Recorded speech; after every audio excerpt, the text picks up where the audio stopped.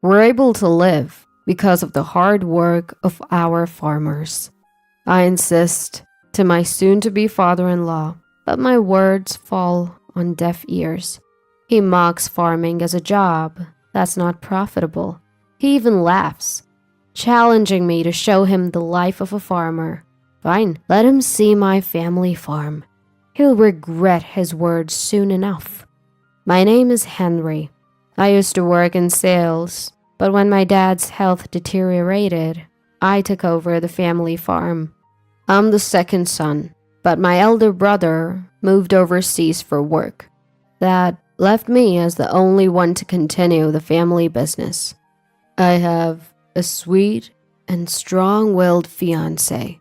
I fell head over heels for Ellie the moment I saw her working at our regular cafe, and that's how our relationship started. 2 years into dating, she accepted my marriage proposal. So here I am, about to meet Ellie's parents.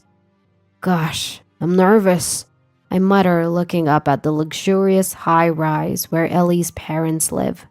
Don't worry, Henry. I've already talked to my mom about you. But my dad, well, that's another story. I've heard her father is a stern man who owns a few restaurants. As nervous as I was, I go in and greet them. To my relief, both warmly welcome me. Sorry that we haven't been able to sync our schedules because of my busy work, the father-in-law began, then started elaborating on how well his company was doing. Henry, I hear you're the top performer in sales. You must be making good money, right? Do you have plans on where you want to live in the future? How about moving into this high-rise condo? All I could do was force a smile at the rapid-fire questions. You're being rude to Henry, said the mother-in-law as she served the tea. Thank you. This tea is quite good. The delicious flavor helped ease my tension. Oh, I'm glad you like it. My brother grows the tea leaves. Our family home has a tea plantation, and they always send us the fresh tea. The conversation took a lively turn as my mother-in-law and I chatted about the tea.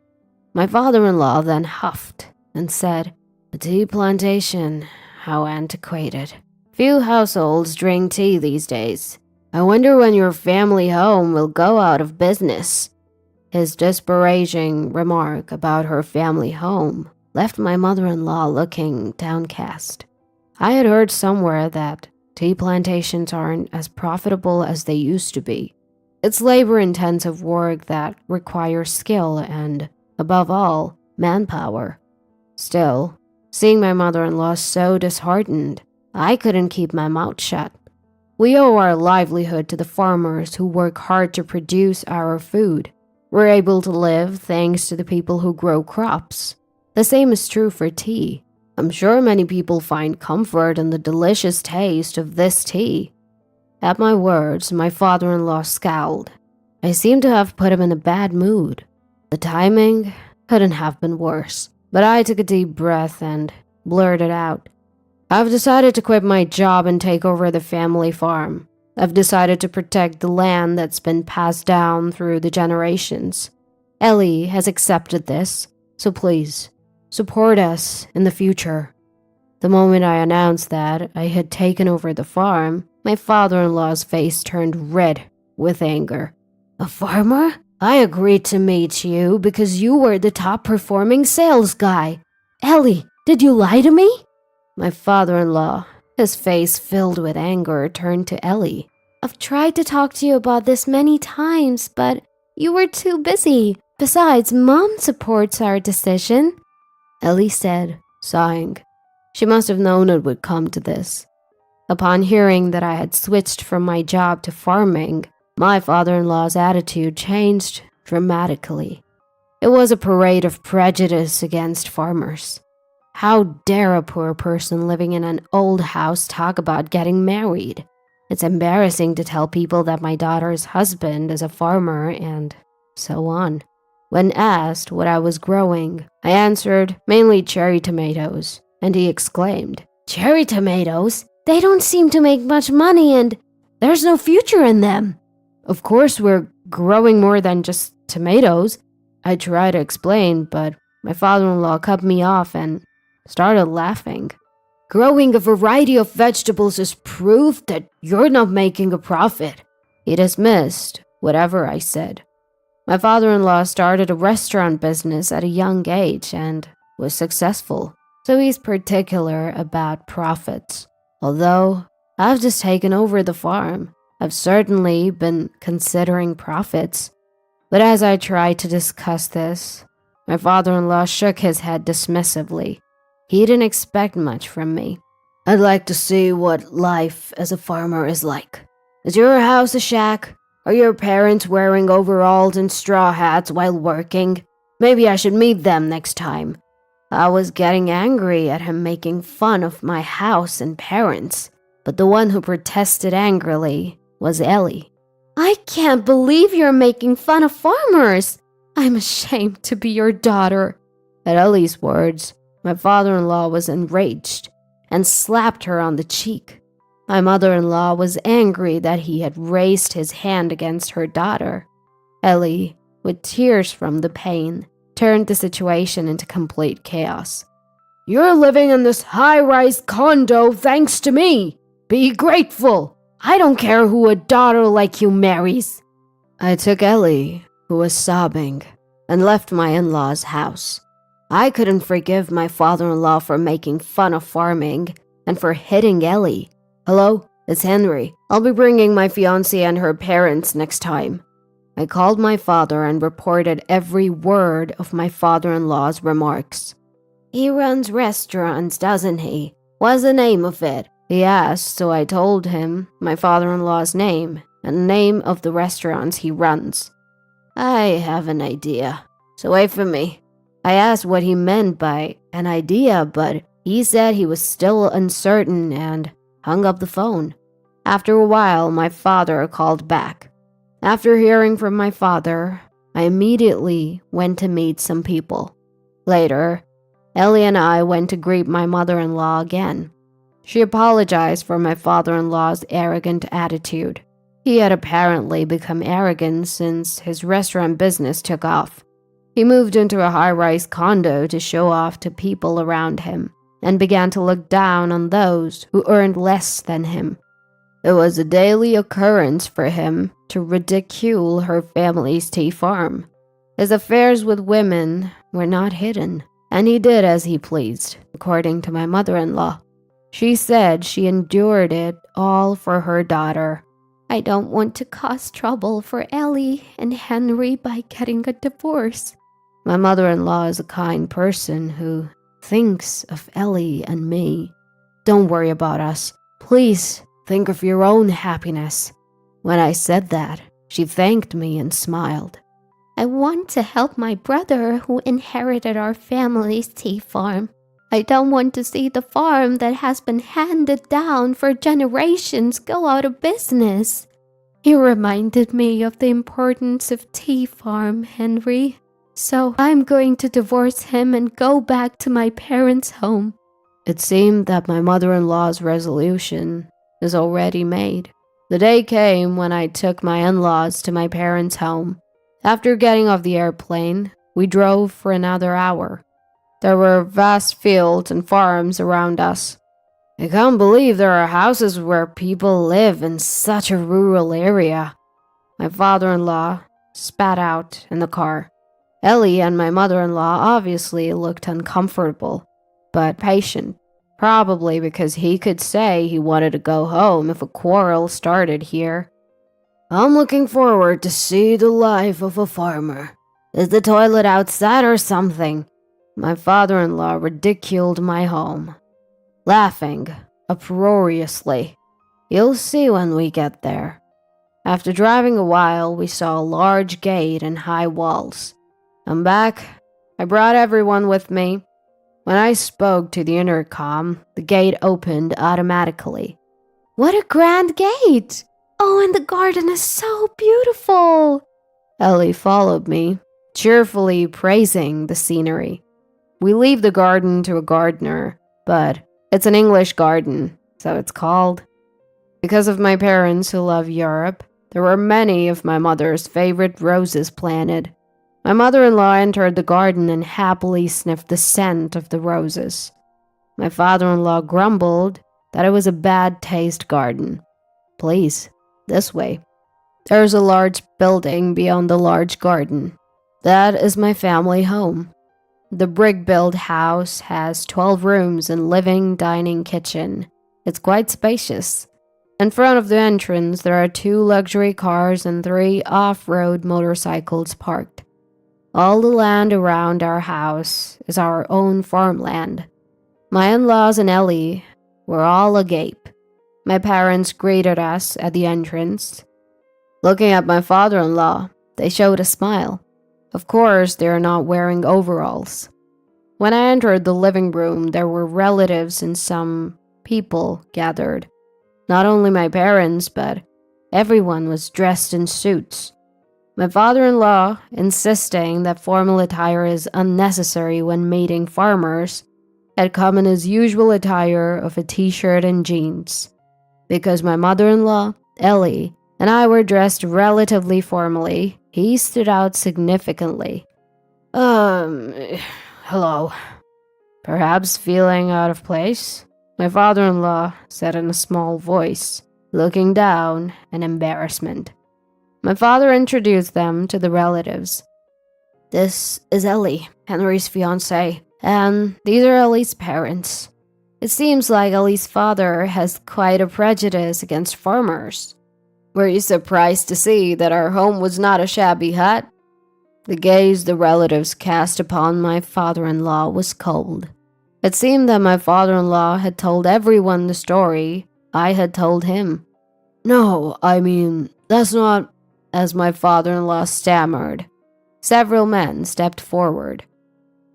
Why are you guys here? My father-in-law looked surprised with widened eyes. We are disappointed in you, one of the men said, looking at my father-in-law.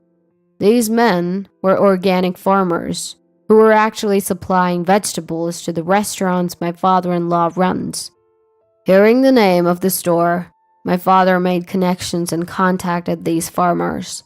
My father, who has been a farmer for many years, has many acquaintances. I had directly met them and conveyed my father-in-law's remarks. Apparently, my father-in-law had always been arrogant, and there were many complaints. Those who were outraged that he looked down on farmers so much had come today to directly voice their complaints. We would like to terminate our business relationship at the end of the next contract. Everyone nodded when one of the farmers said this. Wait a minute. Our specialty is organic vegetables. My father-in-law runs several Italian restaurants featuring vegetables popular among the women. Despite this, I thought it was unbelievable to make fun of the farmers who produce the vegetables. I guess for him, anything is fine as long as it makes a profit. He had set his sights on organic vegetables because he thought dumb women should bite if he touted them as healthy food. While my father-in-law was flustered at being told they wanted to stop trading, he is a businessman.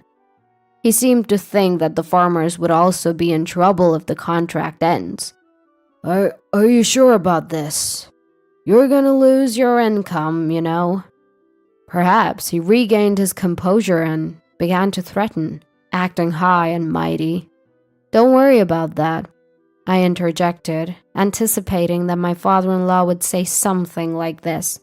The farmers had said they wanted to quit dealing with my father-in-law's company, but they would be in trouble if their source of income decreased. Through my sales job, I had made connections with so many people in various industries. Among them were many restaurant owners and food manufacturers. Even if they extended the deal with my father-in-law, I had introduced them to the next place they could do business, so they wouldn't be in trouble. When I told this fact, my father-in-law visibly started trembling. What am I supposed to do if I can't get vegetables." To my father-in-law, who held his head in his hands, my father said this: "Why not ask Henry? We also grow organic vegetables." Despite the ridicule from my father-in-law, we had started focusing on organic farming in our fields, including cherry tomatoes. As a result of repeated improvement in the variety, we were able to harvest quite sweet vegetables.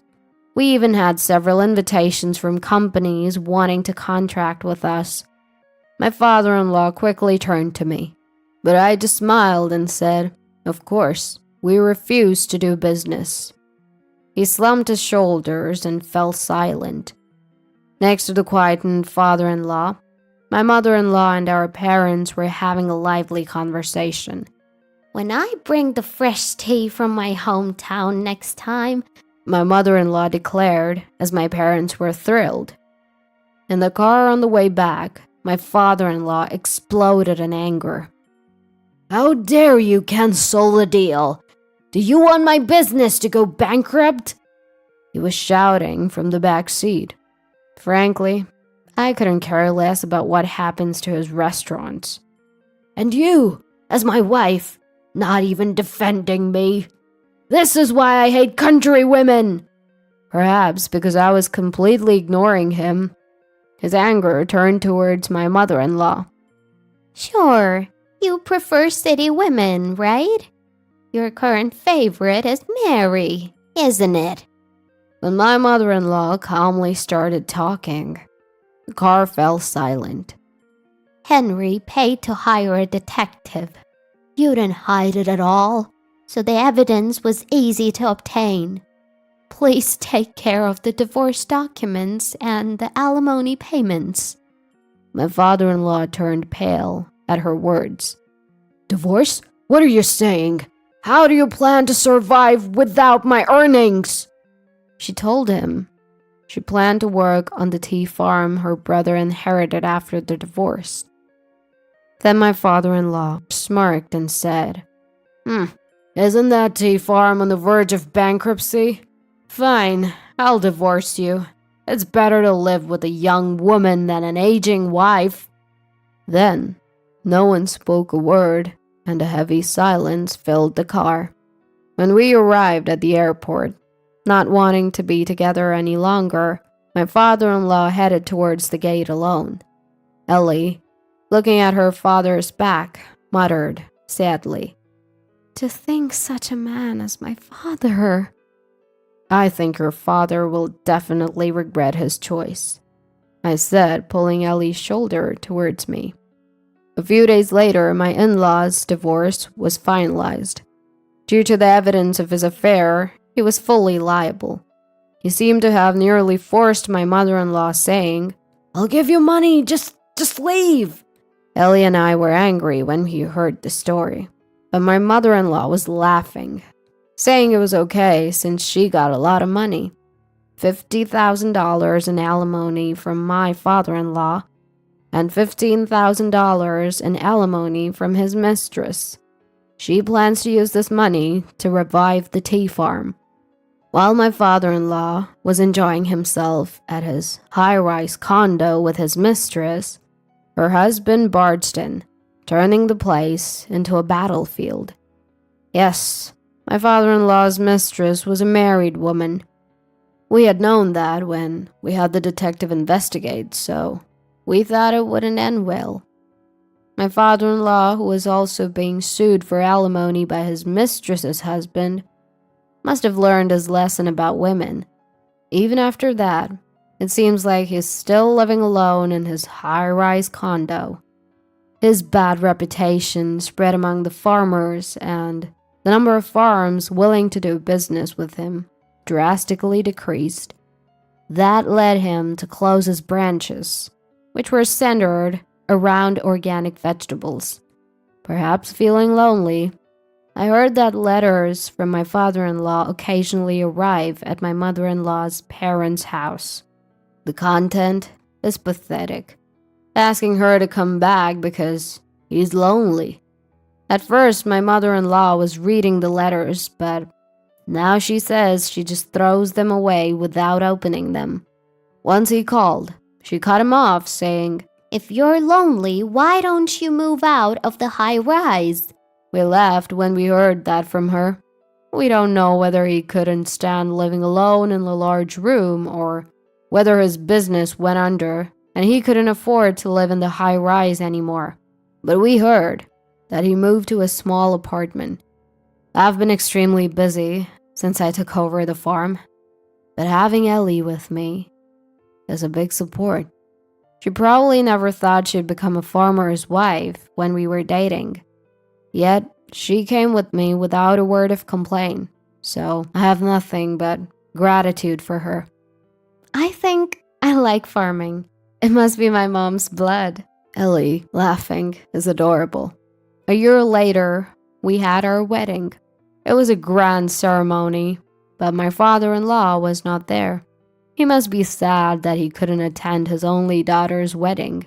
From my mother-in-law, we received freshly packed new tea, saying she wanted us to serve it to the guests. Thanks to my mother-in-law's help, the tea farm, which was on the verge of bankruptcy, seemed likely to turn a significant profit. Their tea is still fragrant and delicious as always.